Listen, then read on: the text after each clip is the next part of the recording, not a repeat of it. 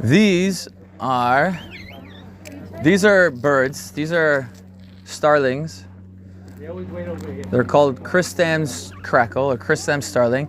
These are endemic birds that you will only find in the land of Israel, and only find along the Judean desert. Right? You might see them sometimes in Jerusalem because it's right on the border. Right? But they have a very distinct sort of whistle. Right? You'll hear them. Right? And the orange feathers. Right underneath the black wings. Sometimes they're called, there's a nickname called Frecha Shel Midbar. Frecha is like a low-class girl, like a tramp, right? And when a good-looking boy walks past a low-class girl, she'll whistle at him, right? Right, so these are really, really cool birds that you'll only find along the slopes of the Judean mountains. All right, you like some? So if you remember the story of Herod, when he puts his family up on this mountain, right? And Josephus says that the family, towards the end of that siege, they're running out of water, right? They might surrender because they don't have enough water. Herod, if this is going to be his Alamo, if this is going to be the place that he runs to, he doesn't want that situation repeating itself. He wants to make sure that there's plenty of water up here that can last for years, right?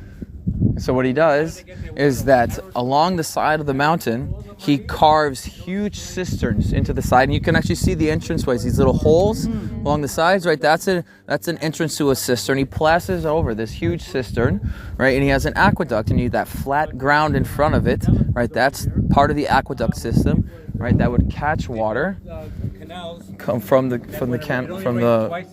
canyons over here. All right, so guys, hold on, wait. Guys, take a look, okay? It rains, it floods over there, right? Herod builds diversion dams, right, that diverts the water into an aqueduct, right? And here we'll see, right, the water goes down, gets caught by the aqueduct, right, and then brings it straight into the cisterns.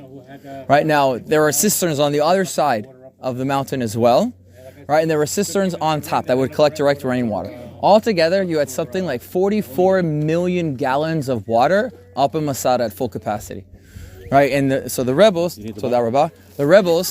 right? They had plenty of water, right? There was no, right? The Romans had destroyed their aqueducts, so they weren't getting any more water. But it didn't really matter because there were so few and there were so many of them, right? That they could have outlasted the Romans for years. All right, follow me. So here we see a cistern. Okay, this would have been one of the cisterns that collected the water, like filled up this one, right? There would have been a roof over this. Right, the roof kind of caved in from the Roman ballistae. Right, but it would have filled over here, and then when it gets full, it starts to fill up this cistern, right? And the reason why you fill up this one first is to allow the dirt and whatever nastiness to sink down at the bottom of that one, and a lot of the water that's going to be in here is going to be free of the dirt, right? Or less dirt, let's say. Yigal Yadin is the archaeologist, right, who is up in Masada. His father was Elazar Sukenik, right? He was the guy who authenticated the Dead Sea Scrolls. Yigal Yadin is an archaeologist, right? And he comes up to Masada he wants to show and prove, right, that the stories that Josephus writes about Masada are true, right? Because the Zionists, right, had taken the story of Masada, which was forgotten for Jewish history, right? It really only becomes like a story again that's told to people, right, in the 19th century, because Zionists were looking for a time in Jewish history where Jews fought back, because for most of the exile, that did not happen. Right, so they find these instances of like Jewish, strength and resistance, right, and then they build them up as a myth, and so Masada becomes a myth because of the Zionists, right, and there would be like a rite of passage for some of the youth movements and youth groups that would hike up the snake path, right, and Yigal Yadin comes up here and he wants to show that this is based off of facts, and he takes a book of Josephus, right, and he's using it, right, as a frame of reference. He says, and he's quite descriptive, right, on the west side, on this side will be a palace that looks like this, the northern palace, right, is on 3 different levels that looks like this, blah, blah, blah, right, and so he starts digging, and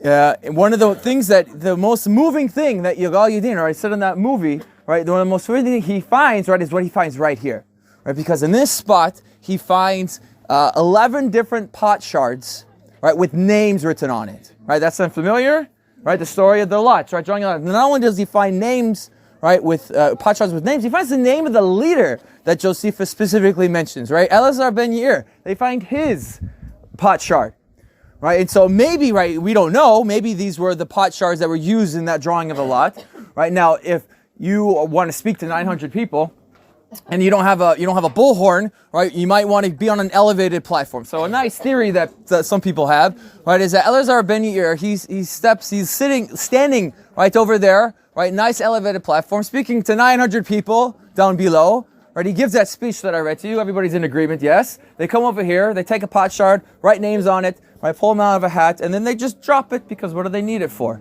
right? They're not going to need it anymore. Everybody's about to die, right? So this is where they find this, right, and it really brings home, right, the story that Yigal Yadim wants to show is actually based on truth. Now, one last thing.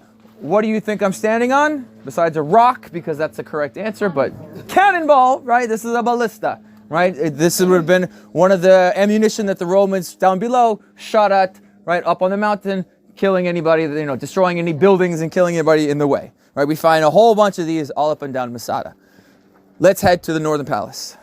One method that they used here in Israel, right, and they needed to do it for the temple because the temple, all of the blocks that were used to build the temple, it couldn't be quarried using iron, right? Because iron is a weapon of war, and God didn't want the temple to be adorned with stones that had been chiseled by iron. So what they actually did was they take like wood, okay? And they crack open a little bit of a hole, right, with using the wood and a hammer, something like this. Then they stick the wood in, and then they pour water in the wood. Now overnight, it's going to get cold, right, and it's going to freeze and it'll expand, and this cracks the stone, right. And then using like 2x4, something like this, using leverage, they dislodge the rock like this. This way. Let's look at the viewpoint that Herod had for himself. All right, this is the third story. The third story of Herod's 3-level palace. This is the residential.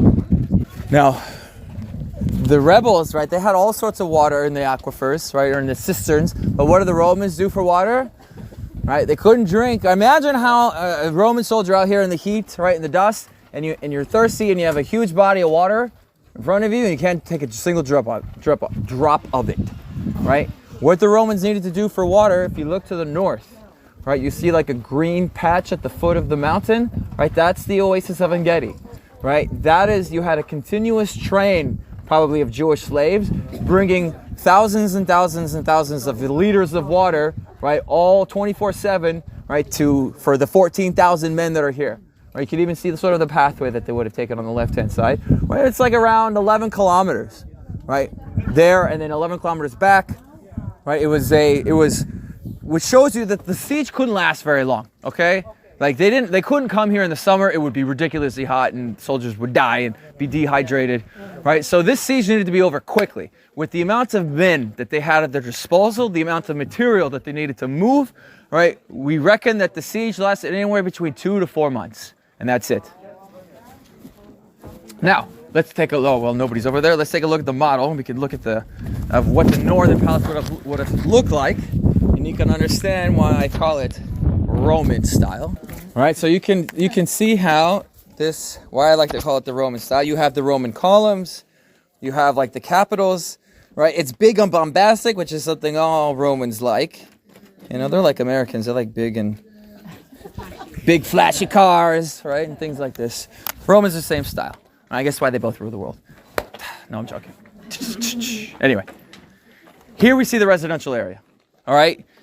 And the Tolos, we think it maybe was some sort of like lounge area for Herod to enjoy a nice cool breeze, right, on a day like today. And then the bottom level was the banquet hall, right? If he ever needed to put on airs or anything like this, right, this is where he would have people come in. And here we found amazing, beautiful frescoes, right, that are made to look like marble, right? Marble has sometimes like these red or blue, sometimes squiggly lines, right? So you see these squiggly lines, right, on these columns, right, that are made to look like marble. Now, the way that you get from one level to the next, right, is by these stairs, right, that are built into this using the mountain. And Josephus talks about when he's describing the Northern Palace, and they would see rebels, right, like disappear into the mountain and then reappear at a lower level, right, archaeologists and historians didn't really understand what he was describing, what he was talking about. And then we come here and we see the dig and how the staircase was built, and we understood exactly what he would mean and why it looks like they're disappearing into the mountain rather than appearing at the lower level below.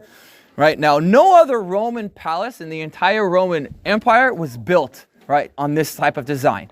Right, on the edge of a cliff, on 3 different levels, right? Forget about me, 2 maybe, but not 3 at all, right? And there's 90-foot difference between the bottom level, right, and the top.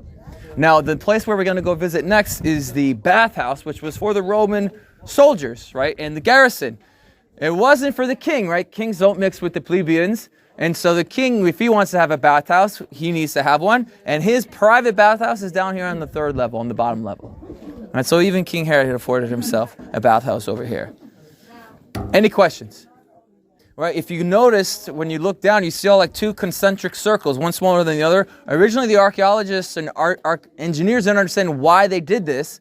And then they realized that it was to allow for movement of the building. In case there's an earthquake, or if it was all one foundation, it wouldn't be flexible. The fact that it's on 2 sort of isolated foundations allows for a little bit of swaying, right? So the building won't be destroyed in case of an earthquake. All right, let's head to the bathhouse. All right, so guys, the bathhouse was a major institution of the Greek and Roman world, right? You needed to have it if we're going to have Greek and Hellenistic culture, right? Because taking care of the body was a prime part of this culture. You're worshiping the body. The gods give it to you, right? And if you got it, guys, flaunt it, right? There's no shame, right, in having a beautiful body. Right, show it off. They would come out here to the bathhouse. Out in the area outside the bathhouses was usually the gymnasium, right, where they would work out. Right, and gymnasium, by the way, is Greek for a place of nakedness, right there, because the Greeks and the Romans, right, they work out naked. Right, so you come out here, you do your push-ups, your sit-ups, your hot Pilates, right, hot yoga. It's a great place for hot yoga in the summertime. Right, after you work up your sweat, right, you head into the apodarium.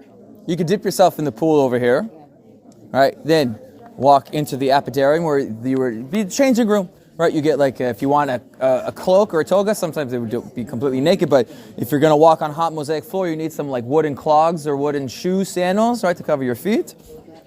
Now, notice when we go inside the first room, notice the frescoes. These are original 2,000-year-old frescoes, right, that would have adorned the whole wall all the way from top to bottom. Absolutely gorgeous. And also the tiles, right? You'll see on the left and right, like these triangular black and red tiles. This is called opus sectili. This is the most expensive type of tiling that there was in the ancient world, right? And the reason why it was so expensive is because they were carved and cut to such precision that it was like a jigsaw puzzle. You can just put them together. You don't really need mortar or anything to stick them together. And right, this is very expensive. And we found these types of tiling in the priestly houses underneath the Jewish quarter, right? And so when we believe now that because of certain archaeological digging, right, that this is also similar to what the temple, right, the courtyard of the temple would have looked like. They also would have had this type of opus sectili. Right, so you see again these red and black triangles and the beautiful frescoes. The reason why the triangles are gone, they're opus sectili, is probably the Roman soldiers, right? They might have, when this place was abandoned, they probably took them with them because they could sell it, right, wherever they were going because they were so sought after.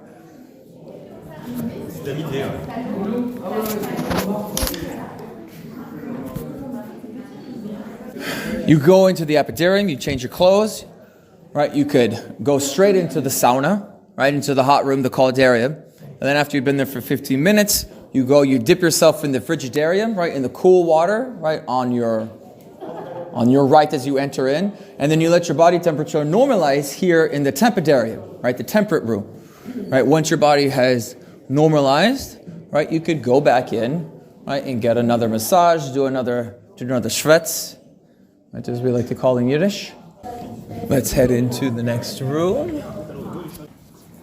All right, so in the caldarium, you see all of these pillars. These pillars are supporting the floor that you would be standing on.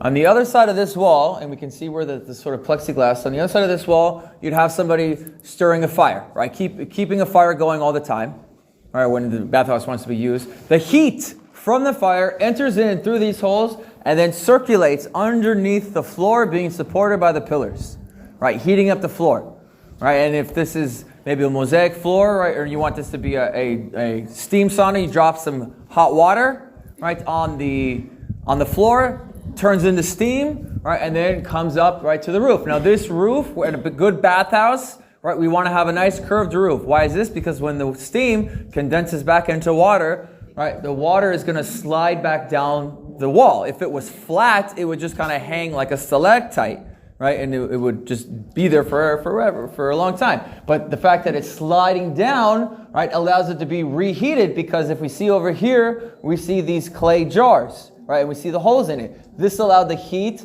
to go in, right, and heat up the walls as well as the floor, right, and so when the water, slides back down, right, gets to the hot wall, turns back into steam, goes back up, right, and we have a nice circular process, right, going on, right, keeping the room nice and steamy and hot. You could get a massage here, right, you would have like these oils, right, they would get all sometimes incense and perfumed. You have a little sickle-like device, you get all the dirt and grime off of your arms, get the dirt out of your fingernails, right, relax, right, have business meetings. In the Roman world. This was like an equalizer, right, where the aristocracy, the patrons, and the normal people, they could actually, right, and everybody's naked, right, so you can't see that, the clothes you wore would be the status you had, right, and so here, everybody's quote-unquote sort of equal, right? There's a measure of equality to a certain degree. It's not be ridiculous as if they didn't know who was better than the other,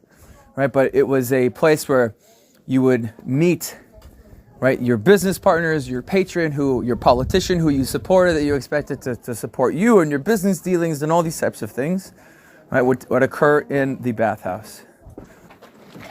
Okay, so guys, where we are right here, this is part of the storage, right? These are the storage rooms, right, that would have all sorts of different types of food, right, for the garrison, right, and or king, right, when he needs to run away, right, and sort of while the rebellion is taking place. If you remember the Josephus or Eleazar, right, when he talks to giving his suicide speech, he says, let's burn the palaces, but let's leave our food stores, right? We don't want them thinking that we were starving to death, and that's why we killed ourselves. We have plenty of food, right? And when the archaeologists came up here, they found food, right? They found cereal grains, right? They found wheat, they found dates.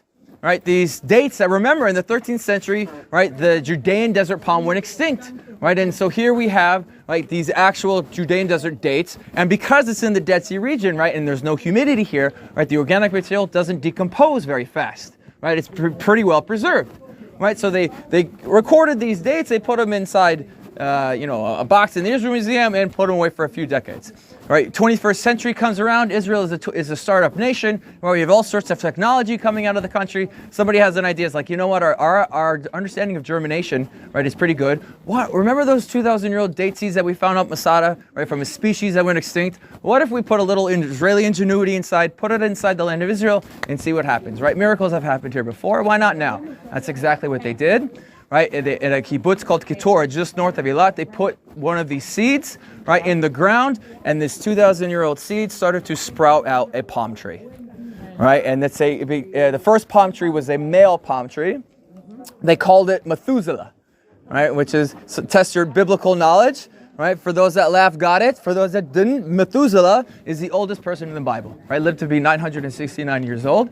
Now, we wanted female, because the females are the ones that give us the fruit, right? So, but because of the success of Methuselah, they took these other dates, because we didn't find one, we found a whole bunch. We took these other dates, and now there's a handful, like a dozen or half a dozen, right, female trees, right, from these extinct species that have just about maybe a year and a half ago started to sprout fruit, right? And so now you can we brought back to life the extinct species of the Judean desert fruit, right, in the land of Israel, where it's still a land of miracles. Yes? That, my friends, is the rest of the story. Let's head this way. Down these stairs, and we're going to make our way back to the cable car.